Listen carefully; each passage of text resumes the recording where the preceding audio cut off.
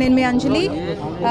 ఈరోజు ఈ దర్గాకి రావాలని నేను చాలా రోజుల నుంచి అనుకుంటున్నాను. ఈరోజు కుదిరింది, వచ్చాను. చాలా సంతోషంగా ఉంది, చాలా ప్రశాంతంగా ఉంది, మనసుకి కొంచెం హాయిగా ఉంది.